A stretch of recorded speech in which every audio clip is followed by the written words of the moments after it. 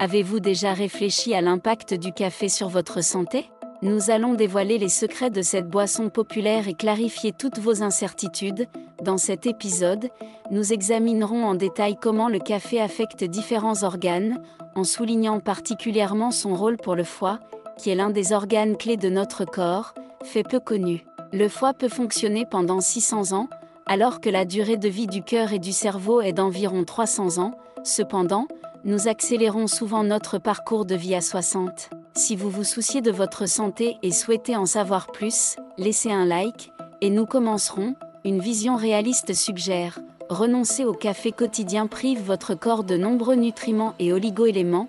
Selon les dernières données scientifiques, les bienfaits du café vont au-delà de son activité antioxydante. Cette boisson a été très appréciée dès le Moyen Âge, mais ce n'est qu'au XVe siècle, grâce aux efforts des marchands vénitiens, qu'elle a été introduite en Europe depuis les pays arabes.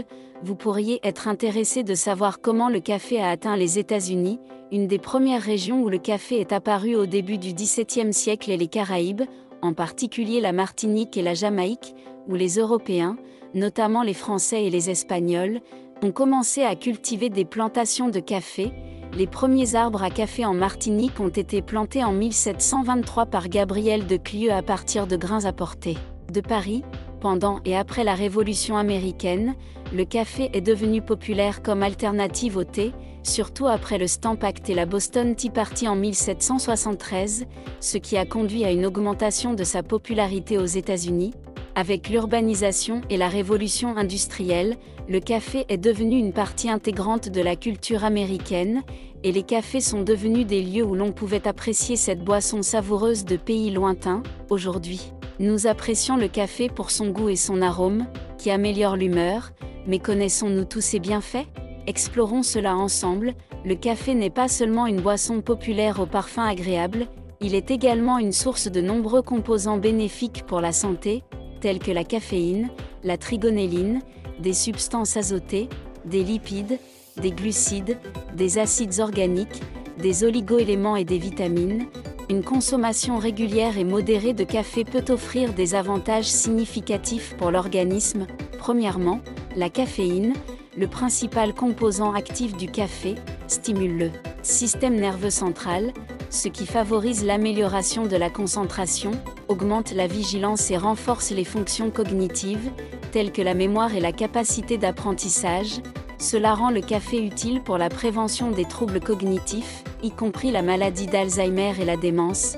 Deuxièmement, la caféine augmente le niveau d'adrénaline dans le sang, ce qui aide à utiliser plus efficacement les graisses comme source d'énergie et améliore l'endurance physique, rendant les séances d'entraînement plus productives. Cela est particulièrement bénéfique pour ceux qui pratiquent des sports ou des exercices physiques réguliers. Trop de café peut causer des effets secondaires indésirables, tels que l'insomnie, l'anxiété et une augmentation de la tension artérielle. Mais comment le café affecte-t-il le foie? Le foie est un organe vital qui joue un rôle clé dans de nombreux processus dans notre corps, y compris le métabolisme des substances, la production de protéines, la purification du sang des toxines et la production de bile, nécessaires à la digestion des graisses. C'est pourquoi la santé du foie a un impact direct sur l'état général de santé et le bien-être. Le café joue également un rôle dans la prévention de diverses maladies chroniques. Une consommation régulière de café réduit le risque de développer certains types de cancers, y compris le cancer du foie et le cancer colorectal, les maladies cardiovasculaires et le diabète de type 2. Ceci est dû aux propriétés antioxydantes de la caféine et d'autres antioxydants dans le café, qui aident à réduire l'inflammation et à combattre le stress oxydatif. En outre, le café peut protéger le foie contre des maladies telles que la cirrhose. Des études ont montré que chez les personnes consommant plusieurs tasses de café par jour, le risque de développer une cirrhose est considérablement réduit. En ce qui concerne la quantité de café sûr, il est généralement recommandé aux adultes de consommer pas plus de 2 tasses de café standard par jour, ce qui équivaut à environ 200 mg de caféine. Partagez dans les commentaires combien de tasses par jour vous considérez comme optimal pour vous-même. Quels sont les effets du café sur les vaisseaux? Cependant, il est important de se rappeler que la sensibilité à la caféine peut varier considérablement d'une personne à l'autre. Donc certaines personnes peuvent avoir besoin de limiter leur consommation de caféine à une quantité moindre, surtout si elles ont certaines conditions médicales ou une sensibilité à la caféine. Maintenant, faites attention au cas où le café peut être nocif pour le corps. Malheureusement, comme tous les produits bénéfiques, le café en grande quantité peut nuire à l'organisme. Quand est-ce dangereux ?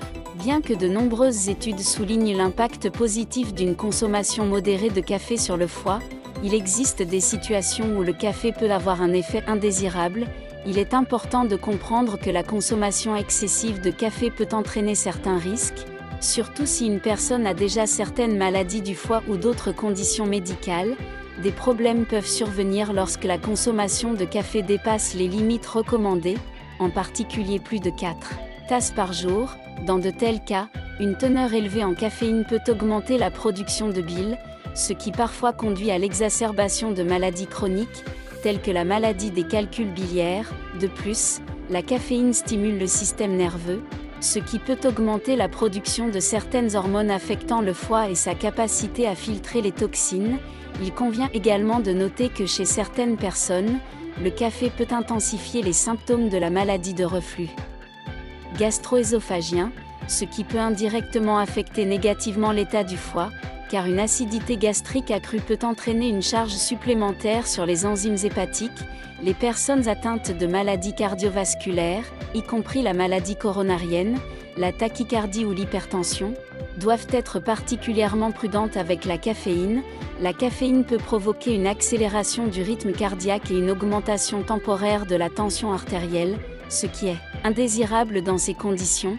De plus, la consommation de café est contre-indiquée chez les personnes atteintes de certains types d'arythmies, car la caféine peut provoquer des épisodes de troubles du rythme cardiaque.